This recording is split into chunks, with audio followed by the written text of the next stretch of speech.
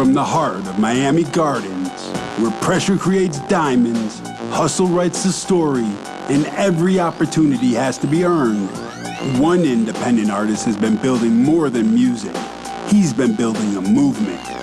Driven by discipline, fueled by ambition, and operating under his own banner, Team Jeets LLC, this artist has turned every verse into a blueprint and every release into another step toward the top. Known for hard-hitting Southern production, razor-sharp lyricism, and a business-first mentality, he's proving that success isn't about shortcuts. It's about strategy, consistency, and execution. Tonight, the journey from the streets of the 305 meets the spotlight of Underground Nation. So buckle up, because the heat is about to rise. From Miami to the Underground Nation podcast, it's time for Yung Jeets to step into the hot seat with the red-headed flame herself, Pharaoh Minx. This is Underground Nation. Let's light it up.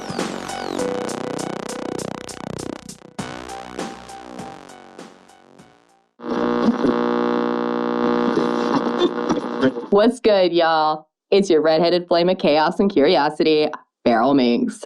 Welcome back to the Underground Nation podcast, the official podcast where we uncover the artists, entrepreneurs, creators, and visionaries making serious noise underneath the surface. Tonight, we're heading straight into the pressure cooker of South Florida. Coming out of Carroll City, Miami Gardens, this artist represents discipline, ambition, hunger, and calculated execution. He's not just another rapper chasing streams. He's building a movement, a brand, and a business from the ground up through Team Jeets LLC. From raw freestyles and street records to motivational anthems like $1 Million Plan and Up to Something. This artist has been carving his own lane with surgical flows, southern pressure, and a mindset focused on elevation instead of excuses. So tonight, we're stepping into the hot seat with an artist who treats the booth like a battlefield and the music industry like a chessboard. Underground Nation, make some noise for the one and only Yung Jeets. Hey, yo, it's good. Jeez, aka Lil 2700, man. I'm in the building. Shout out Underground Nation. Appreciate y'all for having me, man. And I'm ready. Absolutely, homie. Glad you could take the time to sit down with us. So, just for people just discovering you for the first time, Yung Jeets, you said, aka Lil 2700. Absolutely. So, who are you beyond the music? Beyond the music, definitely. I'm a very cool guy. You know what I'm saying? And I like to have fun, love nature, Floridian, you know what I'm saying? So we just outside. Yeah. Represent, man. Yeah. We like to have fun, like to dance, cookouts, sports, and all this Florida lifestyle it brings into the music culture. It really does. Being a local Floridian myself, repping it. Different ends of the state. Nah, you got the tip, you got down there, I got the up north. A little bit different environment, but the culture is all the same. It's really music and artistry and just free spirits, man. It really truly is. Yeah, it's really the same. Like, you go up north, you still gonna see everybody got dukes, everybody got gold teeth, so you feel me? Like everybody the same. Florida's all one. Yeah, Florida is like, we like the drip pan of the country, everything. We get everything. It's just all the extra flavorings, all the little extra good bits just all come to Florida. Yes. So what was like that? We got the sauce, that's right. Yeah. That sauce. What was growing up in Carroll City really like for you? It's definitely wild. You know what I'm saying? It's a tough area. Definitely, things just get ugly. So you definitely got to know how to be yourself and, stay in your lane. Because if you don't, it's ugly. You feel me? It's definitely very fast and wild, and Miami in general, not just Carroll City. Like Miami is very fast, so you gotta know what you're doing, move at your pace, and just be yourself. I feel you. I feel like that's a life lesson across. Not just growing up in South Florida, man. That's again, you have gold teeth every damn where. Yeah, I remember I remember being 5 and just already seeing that wave. Like, you feel me? I'm born in 1999. So in 2005, I was 5, for example. So I remember just being 5, seeing all my big cousins had the wicks and the gold teeth from way back then. So it's like, to even see how like social media has picked up on like our swag and stuff, and seeing like that they probably think we just doing that. Like, you know, we've been doing that probably the 80s since the 90s and stuff. So you feel me? So it's like, it's just really in us. You're not lying, honey. I tell you, I got a decade on you. I got over a decade on you. May not look it, but I got over a decade on you. And growing up through the 90s, it was the same. You're right. There's gold teeth. That swagger is still there. Yeah, so it's crazy to see how like you could really see how social media could kind of like bring things like, I won't say out of scenario, but you know how they just like it make it look extra when it's like everything has just always been here. You ain't lying on that one. So what lessons from, you know, specifically Miami Gardens shaped your mentality the most, you know, just growing up in that area? It definitely taught me that I gotta be like, you know, I had to be a soldier, and like I can't mentally be soft or give up. You gotta like keep going. It kind of just give you that like chief mentality, you feel me? So Lil 2700 is a nickname for Yung Jeets. Before Yung Jeets, I was Bow Jeet the MC. My goodness, you're a chameleon, sir. You just peeling back layers. Listen, you may be elevated enough for this, but I ain't. Okay, you gotta prepare me. I gotta get a notepad. Okay, so we going back to the OG. Yeah, the OG. So, yeah, man, Bow Jeet the MC. It started from, I used to play sports and stuff, basketball, and you know, that ain't really work out. Like, I was good. It was just like, you know, like height and like muscle wise. So you feel me? I just went straight into music because I also was marching for Carol City High School, and I was marching for Lake Stevens Middle. I was like marching for them at the same time. So going into like my 8th grade year, I kind of like fell out with the band director at Lake Stevens. So it kind of already put me in my mindset to like, all right, what I'm gonna do next going into high school. And then I already had music, being an artist on my mind, but I was like, let me still try to see if I could make it in basketball. And then like, you feel me, that ain't work out. So I went straight into like music. When I was 15, I had actually joined, my mom, she signed me up for a hip hop camp that they still running down here. It's called Path to Hip Hop. It's in Wynwood, Florida. And like Wynwood is like a very creative area down here in Miami. Shout out to Path to Hip Hop, yeah. And yeah, it's for kids and teenagers, and they teach the history, like the whole history beginning of hip hop until now. And they also like help artists, help kids like develop their styles and turn into artists and everything, you feel me? So I was doing, my mom, she signed me up for that, and my uncle, RP, my Uncle Henry, they both signed me up for that. And then going into when I was 16, I started like releasing music by myself while I was still in school on SoundCloud. And then like it was like going crazy all over school, you feel me? To where like I told the principal I wanted to be an artist. The principal played it on the morning announcement, you feel me? I went to this school in Miami called American Senior High. So it was like that whole area. That's gonna be awesome. Yeah, like that whole area was motivated. So like, I mean, that band teacher was over there sucking on his trombone real nicely then, wasn't he? I haven't seen the band right there in a long time. Oh, band was a bitch whenever I was a man. I feel you. I did, well, see, I love the string instruments, but they had enough on that. They didn't want me on that. He wanted me on brass. I couldn't be a trumpet. He wanted me on the French horn. I was not happy. No, not happy on that. So I didn't want to do the marching part. You know, you can imagine that's not, you know, anything like something light. I used to play cymbals. Yeah, this is a whole big difference, you know, coming through, marching through with cymbals versus a big-ass dance fresh. Nah, but like the thing is, all right, so like once you get into like high school and college, the cymbals is like, them shits is big as hell. Like, okay, yeah, but yeah, I get that, but we still in grade school, homie. We ain't up there yet. That's a big-ass dance. I'm short, all right? Listen, I'm a little over 5'2", fully grown. You imagine what my 8, 9, 10-year-old self was? Not that big. Yeah, we ain't marching on that. I was short growing up too, so you feel me? I was always, I had to use, they gave me smaller cymbals because I was so short, but I was still so good at it, it attracted like Carol City High School marching band. So I still was putting you excel. Damn straight, man. Musical talent straight from the get-go. I was just a smart ass straight from the get-go. But it all worked out. We here now. Yeah, we here now. And that's what matters. So what made you decide it was time to rebrand and evolve into Yung Jeets? So after this project, I don't know if you can see the shirt. It's like, ah, shit. This is the shirt to my own hashtag Team Jeets Volume 1 project.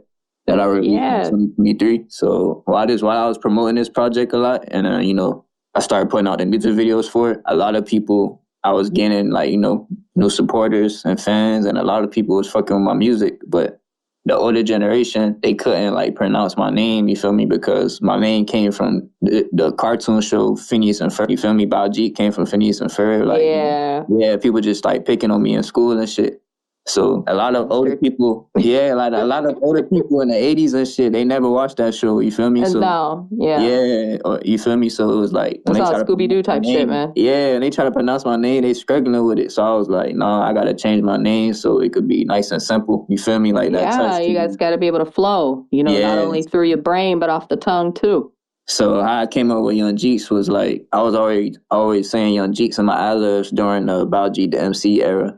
So I used to always say Yung Jeets, you feel me, just like that in my ad-libs. Yeah. And it kind of just was like, it just made sense to just go with Yung Jeets as my primary name. And then I just came up with the little 2700 thing like recently as I was doing the switch. Oh, okay. Like that, just a man of all multi-paths here. He's a damn chameleon. We done got a sports party, we got basketball. We done got cymbals and band class. Yeah, man, like you say, everyone got a story, so... Everyone's got a story. You ain't lying. That's definitely my story before, I got to where I'm at right now. Looking for bold, high-quality merch that hits harder than your next show? At Smoke and Barrel Apparel, we fire up the best in screen printing and promotional gear, crafted for bands, artists, and creators who refuse to blend in.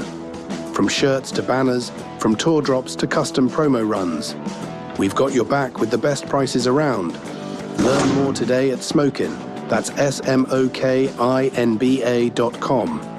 Official sponsor of the Underground Nation podcast, supporting the heartbeat of the underground, one print at a time. Contact Ryan Chavez for more information. Smokin Barrel Apparel, where your brand meets the barrel. So what's going on with the sports thing? Are we still heading on with that, or is that just, that was... No, that was childhood for sure. Childhood for sure. It's all right, man. You still throw one last hoop, teach it to the kids? Yeah, I mean, once I have my first, maybe if they want to play sports, I'm all for it. Or if they want to go straight into music, I'm all for it. Definitely looking forward to supporting my personal youth and seeing what they like to do with their dreams and goals. Homie, you already said it to yourself. Look where you came from. Look who you shouted out. There's plenty of youth in the damn community that could love to shoot some hoops. Yeah. And spit some bars too. You could be doing a double duo there. Hell yeah. I definitely... I'm really motivated to give back, like seeing from like Michael Jackson's career and how he gave back. It's like, yeah, I want to give back big and make sure it's really memorable. That's what matters. The world's not going to remember who the hell we are. It's our community. It's what we stand for and who we are to the people that see us every day. Yeah. Was there a moment where you realized music could become more than just passion, that it could become business? I always knew it would become business, but what really touched me is like noticing how people they'll text me and for instance, up to something, I have people that text me like, yo, without the song up to something, bro, I don't know how I go to work. You feel me? Like that shit be crazy on me. Like I don't be expecting that, you feel me? So when somebody tell me that, it's crazy. Like, you feel me? I kind of just I want to say I just put out a song or I know what it's going to do, but you just really never expect that reaction coming. Right. Yeah, you feel me? Or when I put out the song Wronger Rights, I know it was going to be a big song, but I ain't know people would really they really felt my pain and they really relate to it. People telling me yo, I'm almost getting really I want to say cry to this song, but they yo, I really feel this song heavy. A lot of people like that song from me, you feel me? That was at the time. Absolutely. I was I put out my music based off my mood. So at that time I was going, I wouldn't say depressed and shit, but I just felt like I had to get it off my chest to get to the rage shit that I wanted to do, you feel me? I feel you. So did you feel like a lot of that emotion and that rage maybe would have pushed you more to maybe the merch part or any spinoffs like that? How did you get into the merch? What made you decide one day, we just gonna make t-shirts on this shit? So, well, like I said, it's actually Team Jeets Volume 1. So it was business-wise, I've always been business-minded. So it was I always wanted to try to do things next level, and I never did merch before. And it was kind of a request from the fans that I built and the supporters that I built. They wanted something like back. So it was like, I deadass was like, I'm going to come out with shirts. And I started working on it. I found a plug, a shirt guy that like, he had his own clothing store, but he made And sure. they might want to specify plug, man. You know who you're talking about. He's Miami plug. You got to specify, homie. I found a graphic design plug. There we go. Graphic designs into shirts. And he also has his own little clothing store and everything. And what's crazy, my dad and his dad like grew up together. So that was like kind of ironic. We were just doing business. And then we found out like in the back end once he started giving me my shirts and stuff. Yeah, but look there, the underground community coming through. Yeah, and basically at the time I worked a lot of jobs. I probably worked over like almost 50, 100 jobs. Like, you feel me? And by the time I was working for someone, and I was just like, every time I get paid, it was like 120 for like 10 shirts. And so every time I get paid, I was just small 120, medium 120, large 120. Extra large 120, and I was just doing it like consistently until the release project for the project came, because I also was doing also did a release party for the project at a studio. So it was a lot of money like that I put into it, and I actually bought food for the people that came and everything. I bought liquor for them, food. I made sure like everyone had a good time. I showed them the music. It was like requesting running back the project, and then like once I left the promo party, the screens was already going up for that. Right on. Yeah. That's how you do that shit. That's how you do it. Yeah. So I always been serious. Like, even like I always knew that it was just more than music. So I always been serious business wise as a kid. I was literally 16 already running Meta back in 2016. Like when Instagram ain't even look how it looked. Now it was just blue and white with the old logo, the old brown logo. Like, I've been running ads back then, so it's like I always been business minded, and I always knew that it take money to like do this. It takes money to make money. A lot of people don't think about it like that. You know, they some people do think about it, but they don't really think about it's not just the money; it's the time, the energy, resources, relationships, networking. You know, it's a lot that goes into it before you actually start seeing that return. Yeah, that's why right now, like, you know, I don't try to, obviously I work, but I don't try to work too hard to where it'll throw off my energy where I'm not writing songs or I'm not, you know, like being productive with the music. So it's like, I definitely think smart about who I apply to first so I don't drain my energy when I get off. Because it's a lot. I feel you. Especially with traffic, it's annoying. I work an hour away. I work way in like basically Pompano Beach. I have to go back to Miami Gardens. Better than me. That's what everyone told me. Yeah, well, I could definitely understand now why your music feels aggressive. You know, yeah, like it's aggressive, but calculated at the same time. So, how would you describe your sound personally? It's very creative, unique. It's strategical. You feel me? Because I like to write. And even I like to plan my ad-libs. I don't like to guess on nothing. Like my solo music, I don't like to guess on anything. Like it's very planned out, like very, very planned out. It's fun, but it's like you said, it's very like, I'm very on point. I got to make sure that whatever I had planned is on those session files before it get mixed and mastered, before I pay to mix and master it. If not, I will go back and put what my brain or on the track, on top of making sure that my energy and my pronunciation is correct. I totally feel you. That's like really, that's straight, you know, that's real as fuck, man. What's more important to you, bars, energy, or authenticity?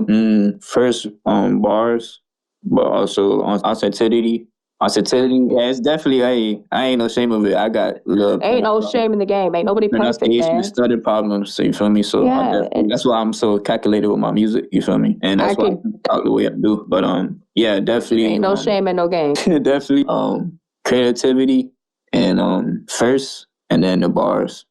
And then the energy, because absolutely, you don't want to do just doing the same thing everyone doing, or, you know what I'm saying? Like, sometimes we all may have the same beat selection, so you want to really try to be unique as possible. That's what makes you stand out. It's not even if you guys have the same toolbox, it's how you use the tools, what you do with the tools that you're given to make your product, man. I feel you 100.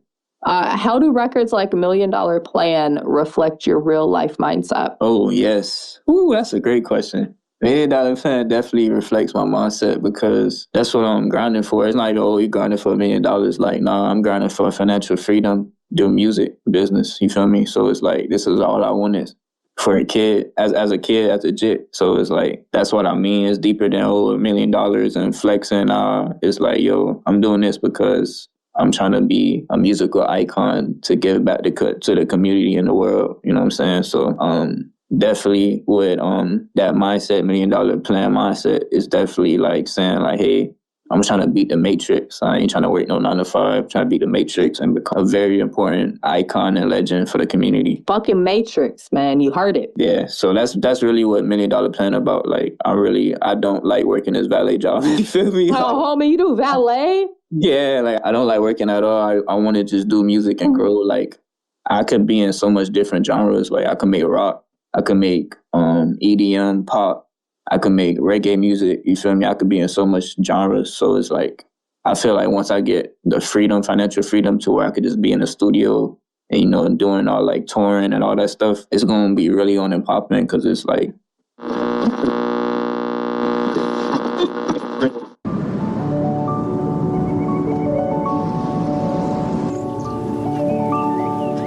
Hello, you.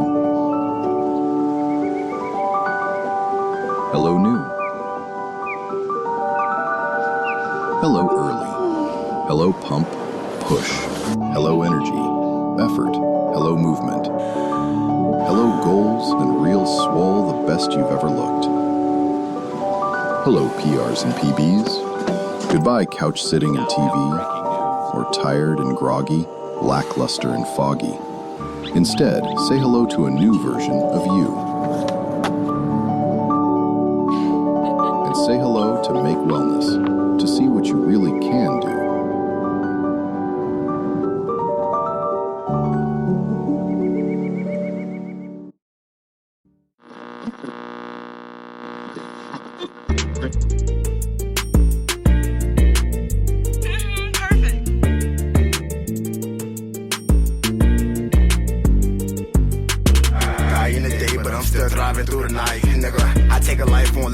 Play me twice. If I fall out with a killer, I'm up creeping through the night. I lost some brothers on the road, so when I sip, I'm probably tight. I lost my nigga with Woozy on, so I put murder on my life. He told me draw the gun, but I'm still thugging with a knife. So many minutes when me dead, will put that money on my head. I lost my soul and couldn't fold. You think I'm running from what's next? A lot of demons gave me love, but ain't no bitch up on my kids. If I spill it, eat it up. Don't want no mess up on my dick. Kinda sloppy, but I'm clean. I only drink a pussy pink. I'm trying to run that money up. I feel like Maury had a dream.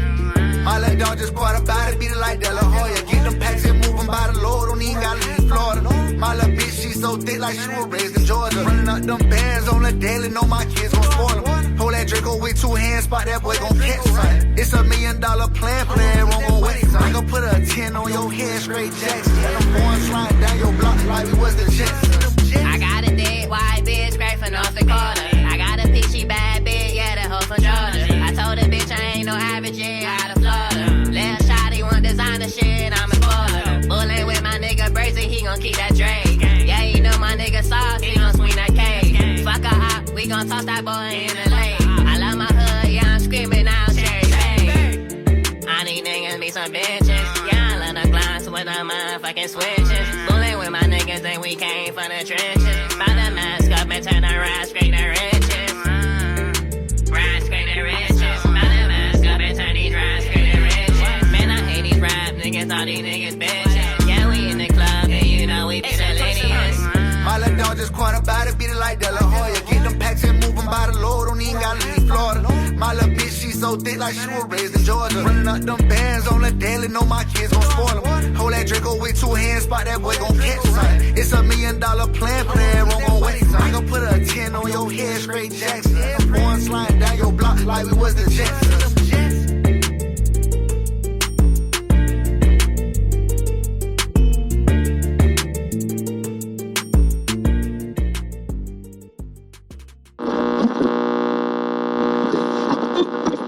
That's a unique skill set. I'm going to be dead ass with you. I mean, obviously, I talk to a lot of different people, a lot of artists, a lot of producers, a lot of DJs, you know, just a lot of different people. And honestly, one of the biggest assets is having multiple genres like that, being able to flow and to bend and to do other things on top of reading your crowd, you know, giving them more You know, that's like one of the freaking key things right there. So you having that ability to not just, you know, stay in the same lane and go around like that is fantastic. I'm really excited to see what the hell you plan on doing with that, homie. Yeah. But as far as the valet stuff, man, you can't tell me that you ain't seen no damn Batman car or some shit like that. Man, that's Miami. Like, It's crazy.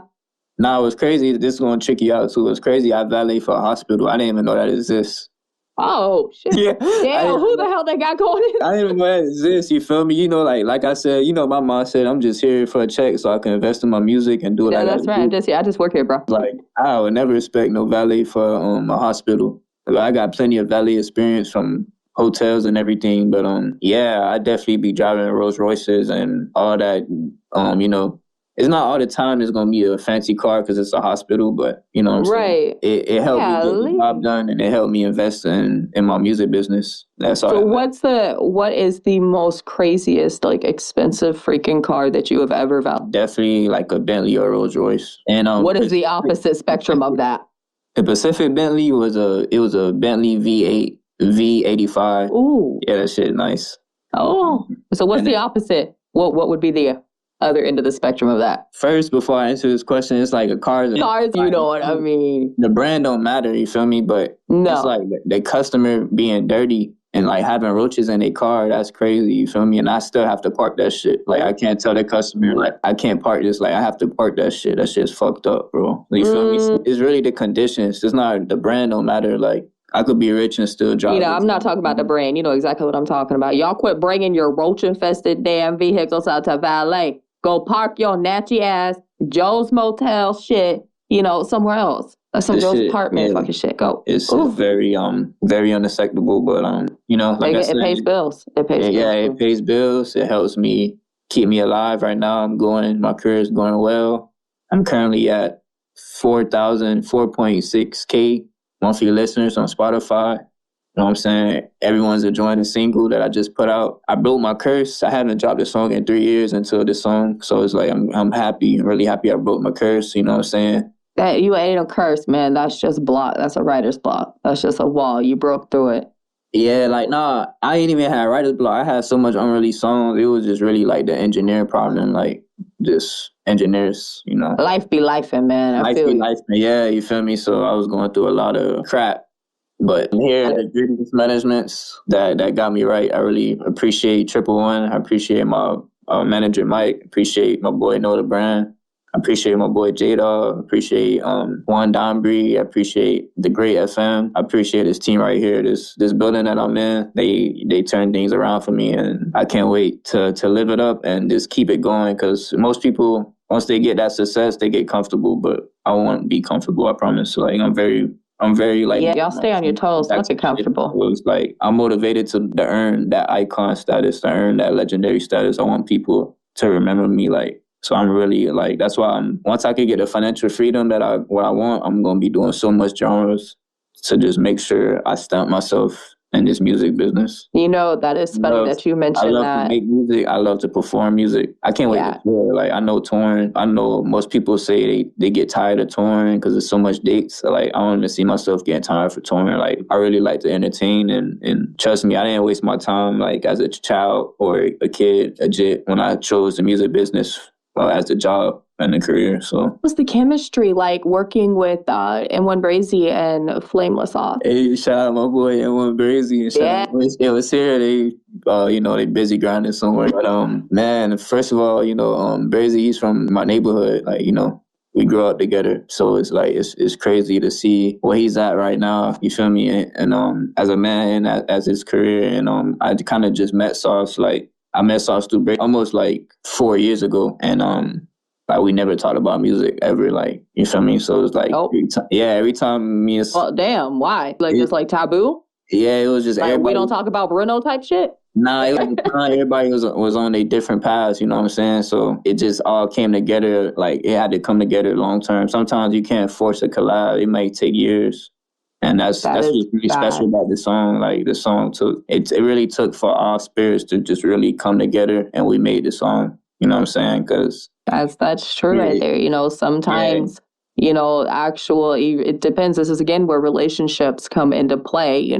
This is how you get to know somebody, how they work, what they're about, their morals and ethics, and, their business mind, and, who they are. And, sometimes you may not want to make music or do business with somebody that you don't vibe with on that level. Yeah. So it definitely took us all a while. And we just really like came together. Once I locked in with Triple One management, it was time. That's the best time I could put it. Like, even though it took a while, but once I locked in with the management, because Sauce was already there, we all knew it was time. Then we started cooking. We got a couple of songs together. And we actually got an EP planned. So it's crazy. And then Sauce is the genius behind coming out with the idea of the EP. Well, we kind of just cooking. Yeah, we kind of just be cooking. You cooking. You go, well, what better than a flame? You gotta have that song. Yeah, Mr. LaFlame came through and he's like, "Yo, man, you might as well just come out with an EP." I'm like, "Hey, I'm all here for it." They know I'm a team player, a team leader. Shout out my boy Young Stilo. This is one of the producers that's actually part of the team Triple One. But yeah, and they know like what I'm about, so it makes it better for everyone. We just all a team mindset, and then we have a very special gift planned for you guys. Yes, Yung Jeets, Flameless Sauce, and N1 Bridge. Ooh, y'all hearing it? Right now, y'all go check out $1 Million Plan. We just put that out May 1st of this year, 2026. We promoting it, pushing it heavy. It's going crazy. People love the song. And we cooking up something special for y'all. Absolutely. So what separates Florida's rap culture from everywhere else in the country? Definitely Florida we got our own accent. You know what I'm saying? Like, we got our own slang, got our own accent, you know what I'm saying? We got our own look. So it's not hard to identify us, you know what I'm saying? So we got our own Florida man. Yeah, I actually got a old song called Florida Boy Freestyle, you feel me? And it's like me putting on the Florida accent, like, hey, this that Florida boy shit. Hey, this that Florida boy shit. So it's like, we all got our own accent. That's what make the music unique.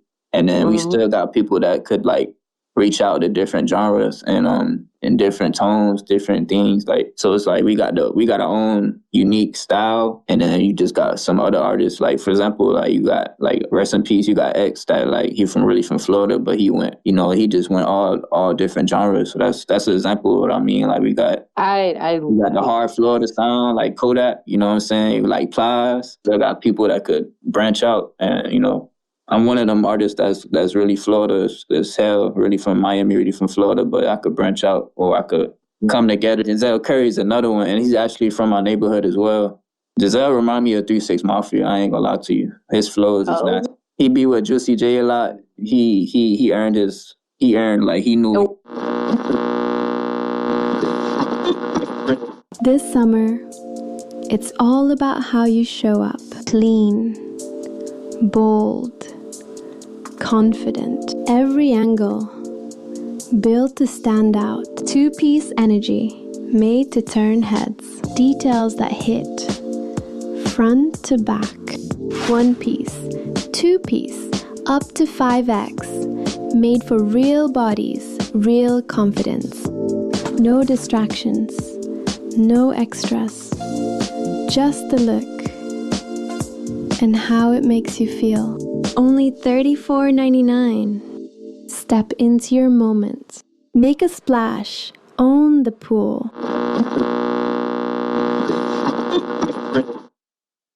A lot of artists say they're independent, but they really mean unsupported. Do you think too many artists glorify struggling instead of building actual infrastructure? Yes, definitely. So that's a great question, because this management has a lot to do with that. So, and this management is not like selfish. So they're gonna love that I'm saying this right now, and you're gonna love that I'm saying this. So it's like a lot of artists, they don't know the business part so much that they're missing out on extra money and they're missing out on back ends. And back ends is very important, because you could be collecting money to where you could break the system, you could break the matrix, and you could just be financial free. Because that's what we all want, and that's why they're complaining. You feel me? So it's definitely, you have to really take the music business serious. And, I'm learning a lot about the back ends and everything that you need. Yeah, it's a lot, but definitely the back end part and the music business is the main reason why we have a lot of struggling artists, and which I am. but I got myself together. So, you know, payment's going to be coming in slowly. It just take patience and just, you know what I'm saying? But definitely what I could say advice-wise, before I got all my back ends right, and, you know, I was noticing I was never getting paid correctly due to and all that stuff. On purposely, like, I kind of never really cared about the money and was just, like, doing it passion-wise just to see where it could go. Passion don't pay your bills, homie. Yeah, you feel me? So as I started getting really cold, I started to see why, like, everything connected. And then how I really got locked in with Triple One Management is my boy Brazy. So, you know, Brazy got locked in first, but, you know, Brazy, like, he don't even got he got to grind. Like, we waiting on Brazy to put out his first song by himself and everything, you feel me? So he referred me to the management and was like, hey, I have a friend that's, like, extremely serious. Like, this guy stay investing in himself, and studios, like, they ripping him off, all type of shit. So I ended up meeting my manager, Mike, and I met the brand. I met the whole management, and, like, it was an instant, like, connect. Like, as soon as they heard the song Wrong or Right, they already knew that, like, it was just meant to be. Just meant to be, man. Just meant to be. But yeah, going back to the whole DistroKid thing, you know, a lot of artists really don't understand the business part of that, you know, and some of them are, you know, like yourself, and just, you know, going off of, oh, well, it's just the passion, you know, instead of, well, hey, your asses are getting ripped off, you know, other people making money on your shit right now, you know, you might want to go learn that. You don't even own your shit. And yeah. You know what I'm saying? So before you guys start releasing, just to get it out there, you might want to go and do a little bit of research. What kind of advice would you tell these people? Where should they start researching that kind of information? I would say lock in with Triple One, with the management, because, you know what I'm saying? Like you see how I said, like, I was doing it for a passion. I was brainless. Like, I literally had to learn this shit. So it's like... Triple One, guys. Shout out. Y'all hear it.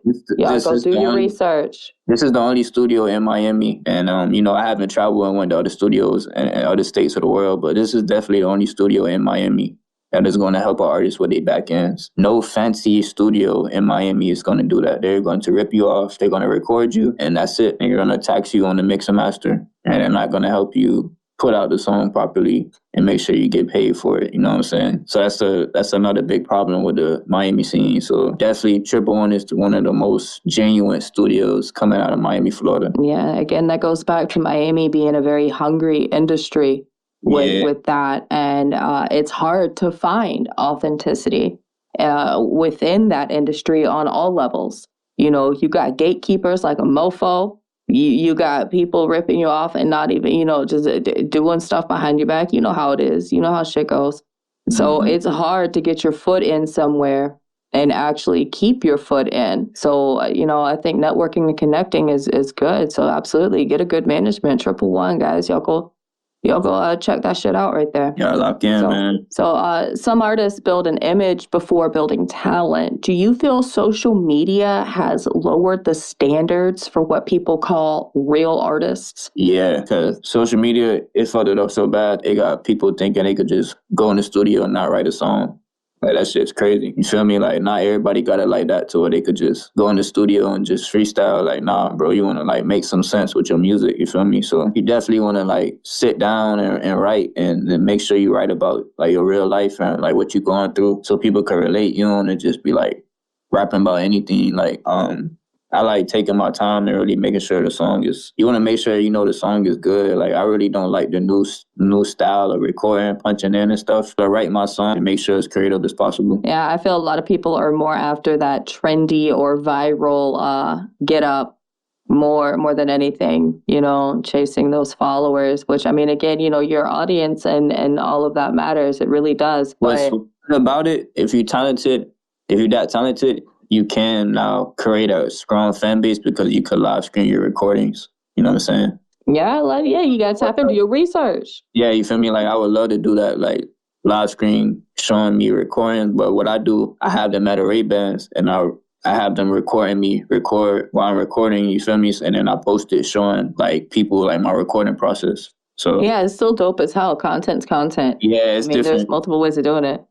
Does street credibility sometimes become a trap that keeps artists from evolving into businessmen? Yeah, it's all about a mindset in his music business. And if you just, like, don't have the mindset to evolve, to become, like, a musical genius in this business, you know, you're going to trap yourself in, like, in jail time, or, God forbid, you're going to end up like passing away, you feel me? So you definitely want to stay out the way and stay focused on your fan base and your career and evolving your career so you could be a base artist for yourself. I think a lot of artists don't understand that, even the ones that's like, that's big right now. So what's harder in your opinion, escaping the streets or escaping the mindset that comes with them? Escaping the mindset, because they could get rich and move away, you feel me? But it's the mindset, and they might even miss the streets to where, they doing the same shit in a good area.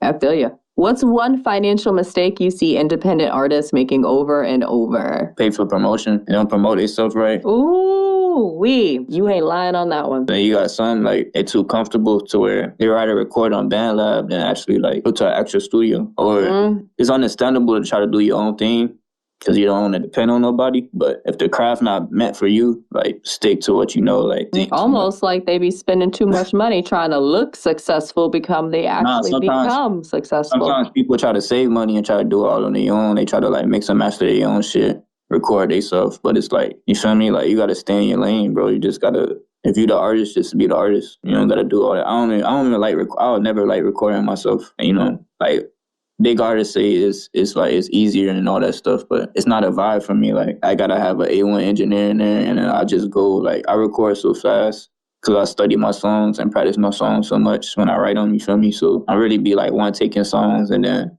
I do the doubles, and then I do the ad-libs, you feel me? I be done with a song like almost 2 minutes, 3 minutes, and then be off to the next one. But also, like I said, I don't bullshit. So if I hear like a pronunciation or some shit fucked up, I'm gonna make sure to go back in the studio and fix it. You feel me? I ain't trying to just show off like moving fast and shit. Like, I move fast because I had trained myself that way. Absolutely, man. You get what you give. What you put into it is what you get out of it.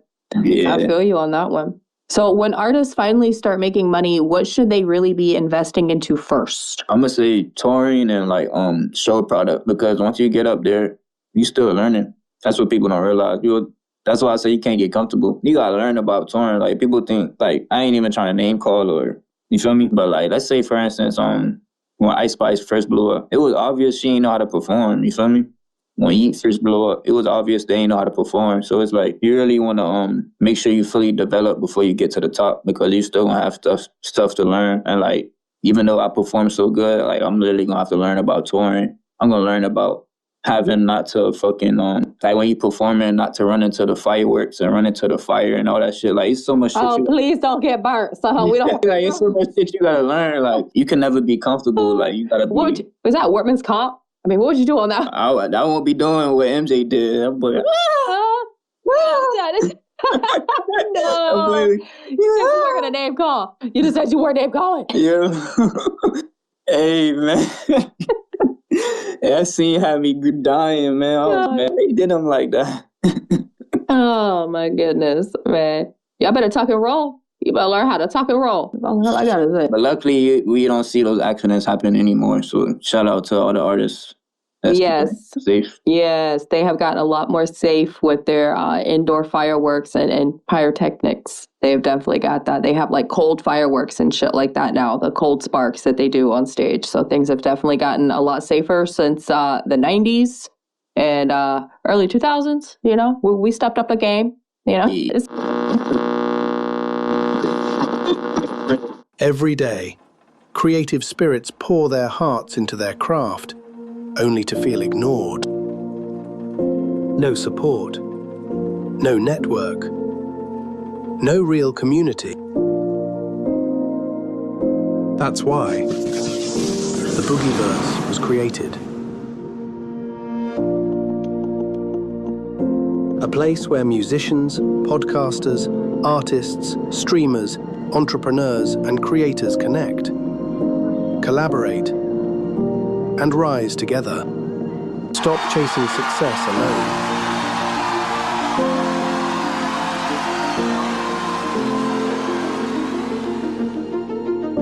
Join the Boogieverse Discord today, where creative spirits build each other up to greatness.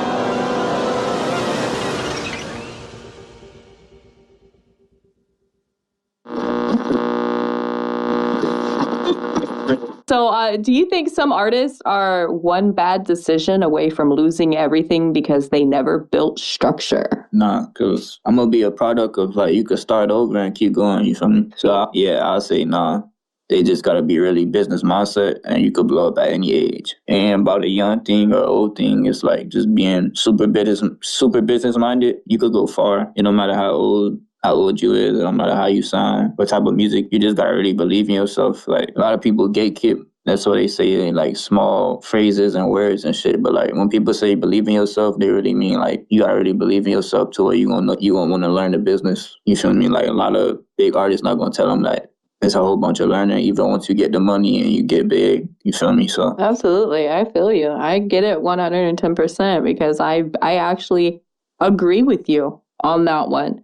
I don't believe that it's one ultimate decision that's going to make you or break you. I believe it's how you see yourself, how you view yourself, how you conduct yourself, and how you live, what you do. If you believe that you're going to be one of those weak and fragile people that are constantly going to have to fight. That question is so good. It's like sometimes an artist could go to jail and still get big. Like it's just so crazy. Yeah. I mean, what is that? What is that? What is going to make you or break you? You can't. Yeah, you feel me? Like it's a lot of examples of that. Like that even happened to X. You know what I'm saying? That happened Finesse 2 times. You know what I'm saying? It's a lot of examples. Artists just coming straight out. And they pop. If the universe says so, then goddamn it, that's what's gonna happen, bro. Definitely like so much different worlds of like how you could blow up too. That's why I think a lot of people don't even realize. So much different come ups out here in the world. You feel me? You're absolutely right on that one. You are so right on that one. You're so right. So let's switch gears a little bit here. Your branding feels very intentional. How important is consistency when building an artist brand? You gotta be consistent. If not, you're gonna lose that buzz. Like I know, like that might sound like simple, but it's really like true. Like no, you got on the money on that one. Yeah, like I was cold as hell. Like I was shivering before I released this song. It's like now I'm about to be at 5,000 monthly listeners. Like I've never been there before ever. The most I've ever been was 1,000, 2,000. There you go. Consistency, man. That a lot of people say that one again, man. Say that one again. A lot of people don't listen. And they got me right. Yeah, like I was cold as hell. Shivering, cold. I was cold. I was not hot. I was cold as hell. Nobody listening to my music before I released the song $1 Million Plan under the management of 111. And now I have 4,600 monthly listeners going on 5,000 monthly listeners. 5,000 monthly listeners, and it just feels good. Shout out my boy Saul right now. He's at like 24,000 monthly listeners. You feel me? Yeah, Lee. So, did you ever think that song specifically would be the one to break you over the edge like that? Nah, I knew it was gonna be good, but I ain't know like. I knew it was gonna be big too, but it was like, cause I got other songs like on my Spotify, they got 18K, but it was just like, I don't know, I'm kind of speechless because it's like, I know the solo songs that I got coming out, they're gonna be even bigger. Cause it's like, I'm really like a rage rapper, but also, you know, like I say, the music, it go off my mood. So if I get in a little sad mood, or I don't even gotta be sad, if I just catch like a down vibe to a down beat, I still might even make a song like that, you feel me? I feel you. And just knowing that my family got my back, and just knowing that, like, at the end of the day, this is what I wanted as a kid. When they say, like, you know, what you wanted to be as a kid, I didn't realize it. At the moment, I went through different stages of trying to figure out, but once I decided, like, hey, at 14, bro, I'm really be an artist. Like, I always go back to that moment, and I'm just like, you know, it's like, it's motivation to, like, never quit, you feel me? I really don't know how to... I feel you, man. We get stuck in that life sometimes. Every studio session and everything I've been through was training, you feel me? Like absolutely. Training. So 10 years from now, what do you want your legacy to be? It's crazy. You know, I'm literally already thinking in the 2030, like so ahead of my time, you know what I'm saying? Like I got goals like in the 2030s. I want to do a Super Bowl performance. Yeah. I'm thinking big. Like I'm thinking so big. Like I'm thinking, like, you know, I want to earn all the biggest performances, Coachella, you know what I'm saying? I'm trying to do it big. You're going big. Go big or go home. Yeah. Yeah, man. I feel you. Those are big. Like, you feel me? Like, I'm smiling right now. Like, I love that shit. Like, I can see myself performing in front of 500K. Manifesting. Yeah, like, to me, it's easy. I don't know anybody else. Like, what the fuck you mean it's easy? Manifesting it, man. You just got to see yourself there. You feel me? Because Like, I know every one of y'all don't watch cartoons. You can't tell me that you ain't put yourself in a cartoon before. Put Yeah. yourself in your dreams. That's what you do. I know a lot of people that get nervous, but, you know, for me, it'd just be easy and fun. It's just like, it's all I wanted, you know what I'm saying? So this gonna be lovely. Dope as fuck, man. Dope as fuck. And honestly, I can't wait to get down, you know, and actually be on scene and get and do more. You know, honestly, I would love to be able to capture that and the whole Miami vibe and scene and all of the movers and makers and shakers and everybody down there with you. Man, that is a great opportunity. And, you know, we love networking and connecting. That's all what the underground is about. Community, everybody. For every young artist out there watching this right now, maybe broke, overlooked, frustrated, or doubting themselves, what advice would Yung Jeets give them about surviving the pressure and staying focused on the mission? Gotta get a job, you gotta get paper, you know what I'm saying? So believe in yourself. And once you get back in that mode, be as business-minded as you can. Try to learn as much knowledge. Just don't release quality, don't release quantity. You know what I'm saying? Don't do the band lab way. Don't do none of that. Put money into yourself. Educate yourself and give it all you got. You know what I'm saying? Words right there. Promote, promote, promote, man. Something gonna shake, you know what I'm saying? That's a little thing down here for Florida. That's what we say. Something gonna shake. You gonna shake something. Right, that's right, man. Something gonna shake. You ain't no lie. Before we land this plane tonight, anything we forgot to promote? Any upcoming releases, shout outs, thank yous, anybody you want to show love to? This is your moment. Yeah, definitely. We got a new single coming out in July, and just want to say shout out to my whole family on both sides, my mom's side, my dad's side. Shout out to my management, whole 111. Shout out Underground Nation for having me, you know what I'm saying? And shout out to the Heavenly Father above us, because he keep us going, he wake us up, and he keep us steady. You know what I'm saying? Like, there's so much crazy things that happen. So that's what it is, man. Shout out to everyone that's working hard. Like, not even just music, like, just even if you just getting up, getting a 9 to 5, doing what you do, like, it's like a lot. Like, He sure does, man.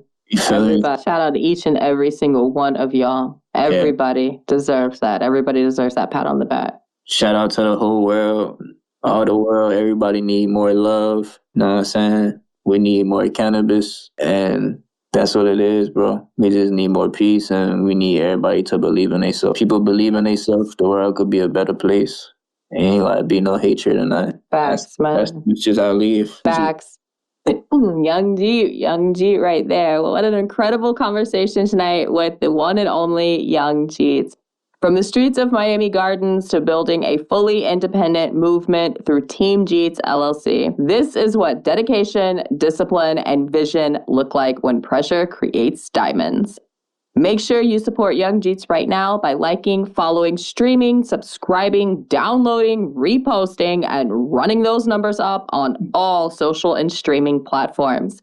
And if you enjoyed this conversation tonight, make sure you visit underground-nation.com to discover more incredible artists, entrepreneurs, producers, and creators making noise underneath the surface. Also, search for Underground Nation Podcast wherever you stream podcasts.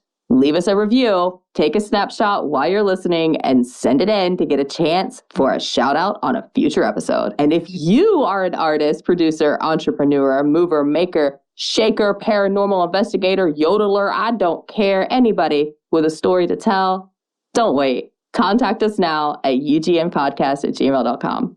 Until next time, stay dangerous, stay creative, and remember, guys, always stay feral. Underground Nation.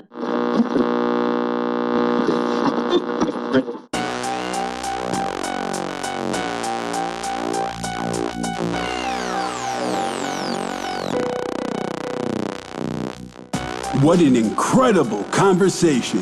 A huge thank you to Yung Jeets for stepping into the Underground Nation hot seat and sharing the journey, the mindset, and the blueprint behind the movement.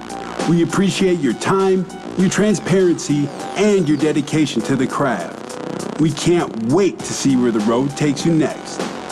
Now, it's your turn, Underground Nation. If you enjoyed this episode, don't let it stop here. Show Yung Jeets some love by following, streaming, sharing, and supporting his music across all social and streaming platforms. Then, head over to underground-nation.com to discover more incredible artists, bands, entrepreneurs, and creators who are making noise underneath the surface.